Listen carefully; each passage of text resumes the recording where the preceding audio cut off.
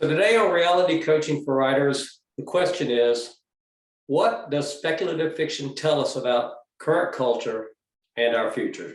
Diana, welcome to Reality Coaching for Writers, where we give no fluff, just the real stuff. That's right. That's right. Yeah, so this was a topic, it's been kind of kicking around for a while, and I haven't really decided whether it was something we ought to broach, because I don't really consider myself a big speculative fiction writer, and I certainly am not a speculative fiction reader to a large degree. I'm much more, down to literal kind of stuff. Except every time I seem to publish something, people come back and go, "Oh, that's sci-fi or paranormal or fantasy or really, yeah." So apparently I don't know my own genres. But you worked at an agency for a while, so I'm sure you must have run across a fair number of speculative fiction proposals. Why don't you give our listeners just a brief overview of what spec fiction is? Well, it's a imaginative look at the future that would include communities, what they look like, what travel and transportation looks like, and it's a lot of world building. So you're building a world that looks different than ours, but where the people encounter similar situations, but in a future environment. Yeah, I think that's probably a good way I would describe it. I mean, I don't remember exactly how Ron and Al and the other ones put it together, but probably the only thing I would add is it doesn't have to be just about the future. It can be the past. It can really be any time. That's true. You can throw it around anytime. But this has been something that's been kind of on my mind because I've watched the trends in book sales. Speculative fiction is always going to have a certain baseline of readers, just like any genre would, right?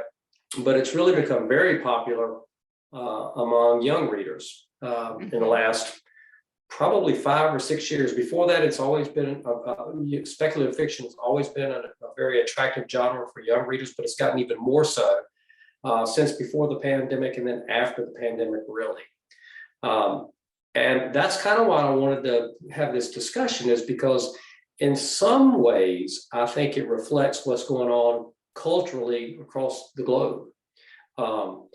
Because if you think about what you just described, speculative fiction is taking a current world that we have or what we know and going out and just making something either completely new, or we think it's new, but it's very similar to what we have, maybe even better or worse, right? Depending on how you want to do it. But you're what I call playing house, for lack of a better word. It's what my granddaughter and I do. We play house together.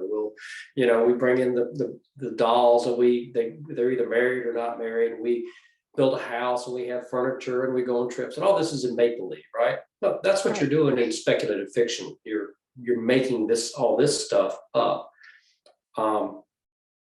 And it's the reason it kind of struck me as something we probably ought to be paying attention to is because in one sense, you can almost make the argument that what young people today, and I'm going to put anybody from age 25 or younger, okay, in that group, that group of individuals, they are terrified by the world they're currently living in.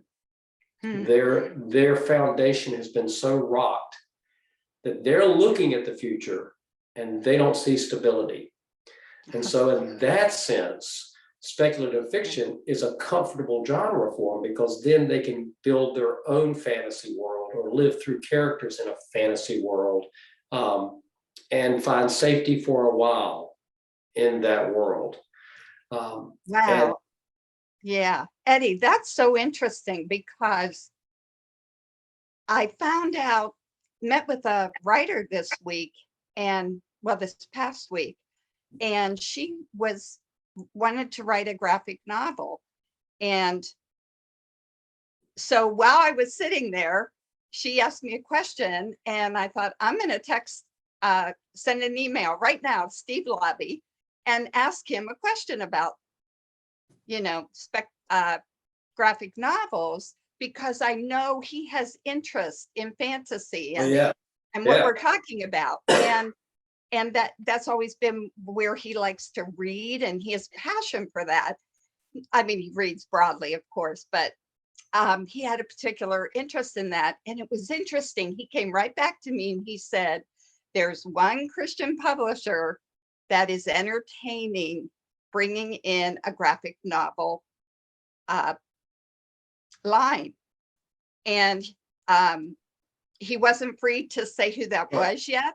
But then I put up an article, and graphic novels, like you said, they grew exponentially during the pandemic. Yep. The interest in them just skyrocketed. And so I find it interesting that you just made that connection, that it's because they're looking for some way to find sure footing, and they're not finding it where they are. They're not. And it also plays into some degree to the resurgence of the success of the superhero film industry. I mean, we've always had superheroes, right? Right. But then they would compete in box office revenue with, a saga, film, or a family film, or a great love story film. I mean, the superhero had to compete, for box office numbers on that same footing, but not anymore. Now they blow them out of, just blow it away. The Mario, movie that just came out that's been so popular, raked in so much money. It's a superhero movie, about a game console from back in the 80s, right? But again, if you think about the superhero genre, it allows character, the reader, the viewer, in the stadium seating or in the book, to travel with that hero. Mm-hmm. And have success and win and have protection, right? And have notoriety, be recognized, be seen. If you take that concept and overlay it with the rise in suicide rates among young people these days and depression, it makes a direct, to me, it almost seems like a direct correlation, that you've got this one group that's so desperate for affirmation, to be seen, to be, to have some purpose in life. And here you've got a superhero that's getting all of that, right? So of course you're going to flock to something like that. So in your client list, how many of them come to you with speculative fiction? I know we spend a lot of time working with nonfiction clients and some fiction, but other than that one client, do you get very much interest from? No, I really don't. And if I would, I usually would refer them out, because I don't read in that genre. So to advise them, and I had other agents when I was agenting that I would send those transcripts to. Kyle Young enjoys writing to that genre and also representing that genre. But for the inspirational market, there was really no place to place them, offer them. And so I'm excited to think that there's a publisher out there prayerfully considering going there. And I know Steve, that we mentioned before, has tried to champion a lot of those stories. But I think that emotional connection is a very interesting thread to pray about and consider. Yeah, go ahead. No, we need writers to write into that. Yeah, and I don't think there's going to be a lack of writers. I think a lot of young writers are writing speculative fiction and because they're reading it and they want to write it. Yeah. So that's going to fuel a lot of new writers. The Barnes & Noble CEO said that during the pandemic, mental health care professionals noticed that our worlds are becoming very small, and that fantasy fiction provided the vast opportunity to delve into worlds unknown, worlds unseen, worlds unexperienced, and that really speaks well to adolescents and children who are dealing with mental health issues. So I bring that kind of to the forefront because it kind of gives writers an opportunity. almost a mantle and a responsibility to write really, really good speculative fiction works, because in a sense, you may be actually helping or hurting a young reader, their mental health. If you do it well, you actually may help, you may bring some healing to that individual. Oh, I love that. If you do it the other direction, you may actually, and we would never know, but you may spin them out into a place that they can't come back from, right? And that's the thing that has me concerned, because there's so much dark speculative fiction out there. Right. And we just, as writers, typically we don't think that our writing has that kind of impact. We think it's mostly just entertainment, perhaps, or a little informational. I don't think we normally consider that maybe what we're writing could actually impact our life in a deadly way. Yeah, absolutely. I think offering hope, is huge. And we're going to have Zena Dello with us next week talking about AI and screenwriting. But one of the things that I love is she's constantly encouraging writers to up their game and address things in a more excellent way, and not pull back on issues that the Bible wasn't afraid to talk about, hard issues that people are grappling with, and I think as we show characters in our fiction grappling with real issues of life, really show what a struggle it is, for maybe a young man trapped in pornography. You're not showing the pornography, you're not describing that, but you're showing his wrestling with God in that.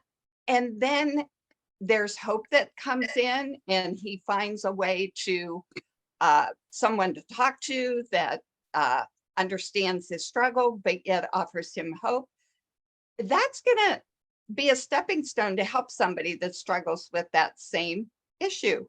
Yeah. And so I've always looked for those kind of stories. As an agent, that was always something I invited and was excited about when I'd find a story like that.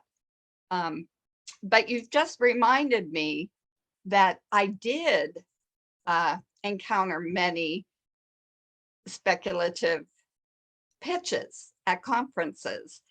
But the thing that I found was they kept leaning on formulaic type of openings that just were tired and old. And that is a genre that you really need to have an imagination that can invent some other way than stepping into a wardrobe or going through a portal into another world. Those two just were constant. And though they're great, they were great for the ones that used them in times past, there has to be new inventive ways of opening the story and taking your reader into that world. It could just be they hop on a plane and it goes right through a time somehow, which a recent Netflix series. If it was me, I would take the cliche opening portal that like you just described, and then do a twist on it, right? So there's a young guy that he wants to go back in time, and so he just goes to antique shops all the time looking for a wardrobe, the little wardrobe thing, right? And he'll go in, are you gonna buy that? Well, let me just see if I fit in here. He'll go in and close the door. No, this one isn't it, and the third one, he said, no, this isn't it, and he goes to the fifth store. It's the only one, it's the only one I got.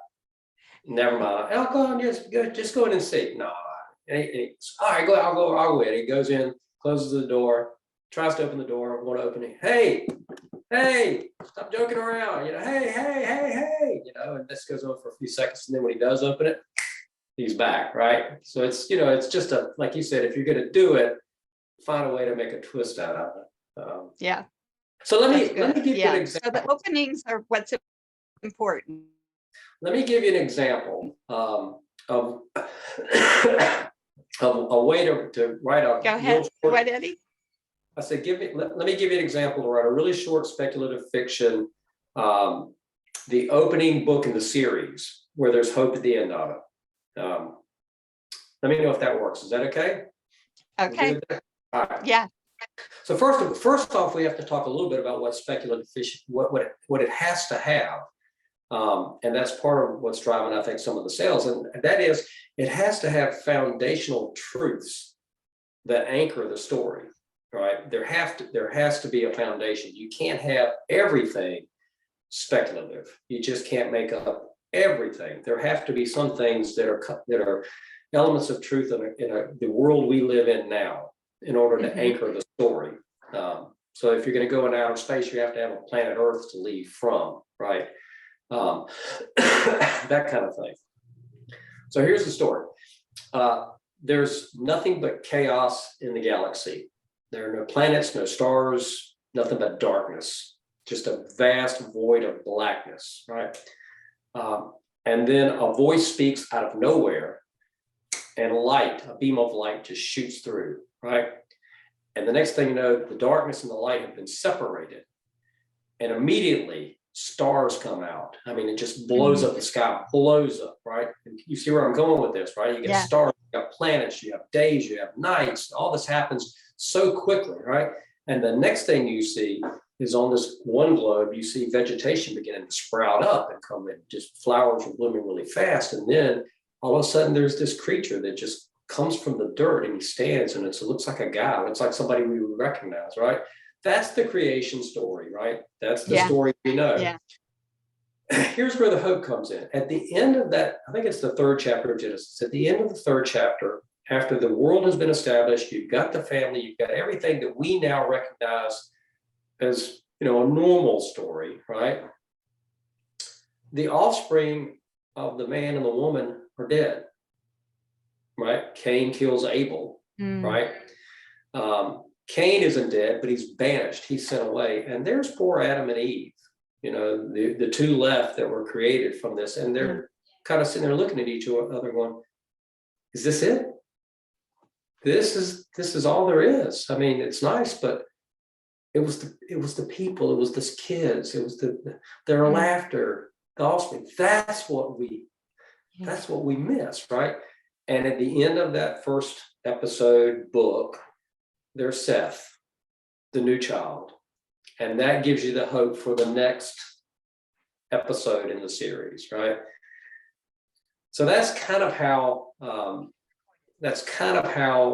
if you're building a fantasy world, to your point, you can't have it end dark. It needs that element of hope at the end. And Star Wars, Lucas did this brilliantly throughout. A little bit of hope. No, that's good. That's very good. I like that. So I guess I'd like to close with this. This is my pitch. If you're a writer of any type out there right now, write with an element of hope at the end of it, and have the hope based on a hope that's not just a fantasy hope, but it's a reality. Dig deep, look at life in a real sense, look at what's going on around you, and write out the hope that you have, and make it clear. Make it clear that the reader can understand why you have the hope you have, and do that through story. Do it through story, because that's going to resonate with young kids especially.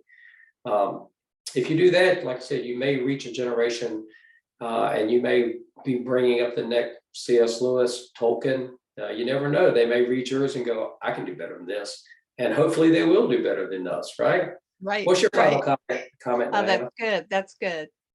I just have this constant, and it keeps coming to me, that we overcome by the blood of the Lamb and the word of our testimony, and that our stories are important. They're important because somebody needs to hear them today. Somebody needs your transparency. Somebody needs you to be brave. Now, that doesn't mean you go into all the gory details, but because you are standing in a place of healing and wholeness, then there's that hope. You're bringing the hope in, and you're sharing your hope. So I'm with you. Let's offer hope in whatever we write, but don't be afraid to let people know where you've been, and that now you're in a much healthier, better place, and you get what they're going through. It's Sarah Hampshire, who's one of our big fans, Eddie. She Yeah. put it in a blog post she posted today. Authentic comfort. When we've been through something, we can offer authentic comfort to others. And I love that. I think Yeah, that's powerful. Yeah. That is powerful. Yeah, that you don't have, if everything goes well, it's not a story. It's just, that is fantasy. And when everything goes well. So, all right, this has been good. We'll see Zena next week. We'll have a great show next week. Thanks for being with us today, Diana. Okay. Have a great day. Bye-bye.